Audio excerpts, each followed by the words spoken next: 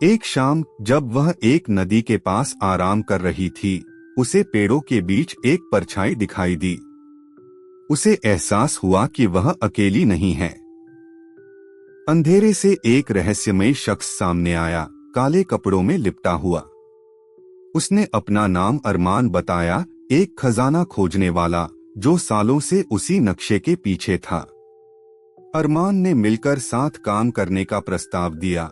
यह दिन बदलते गए और दोनों ने कई खतरों का सामना किया, छिपे हुए जाल, जहरीले सांप और गहरे खाई। अरमान का ज्ञान उनके बहुत काम आया, लेकिन मेहर ने उस पर कभी पूरा भरोसा नहीं किया। उसने देखा कि वह हमेशा नक्शे पर नजर रखता था, मानो सही मौका देखकर उसे हड़प लेना चाहता हो।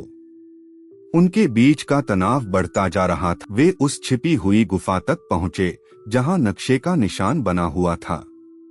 अंदर उन्होंने एक प्राचीन दरवाजा देखा, जिस पर अजीब अजीब सी लिखावट थी। मेहर के पिता का लॉकेट, जिस पर वही निशान बना था, दरवाजा खोलने की चाबी साबित हुआ। उसने लॉकेट को दरवाजे के एक खांचे में रखा और गड़गड़ाहट के साथ दरवाजा धीरे धीरे खुल गया। दरवाजे के पीछे एक कक्ष था, हीरे जवाहरात और प्राचीन वस्तुएं भरी पड़ी थीं, जितनी दौलत मेहर ने कभी सपनों में भी नहीं देखी थी। उसकी धड़कनें तेज हो गईं, लेकिन जैसे ही उसने अरमान की तरफ देखा, वह उसे चाकू ताने खड़ा मिला। मुझे माफ करना मेहर, लेकिन मैं इसे किसी के साथ साझा नहीं कर सकता, उसने ठंडे लहजे में कहा। एक पल में मेहर को अपने जूते में छुपी हुई चाकू याद आई। फुर्ती के साथ उसने अरमान को बेअसर कर दिया और उसे दीवार से सटाकर पकड़ लिया।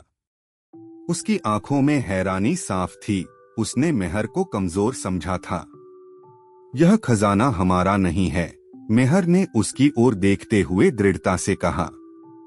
यह मेरे पिता की यादों की देन है और मैं इसका इस्तेमाल अपने परिवार की तकदीर बदलने के लिए करूंगी। मेहर ने खजाने का केवल एक छोटा हिस्सा लिया, इतना कि वह अपने परिवार के लिए बेहतर जिंदगी बना सके, और बाकी खजाने को गुफा के दरवाजे के पीछे सील कर दिया।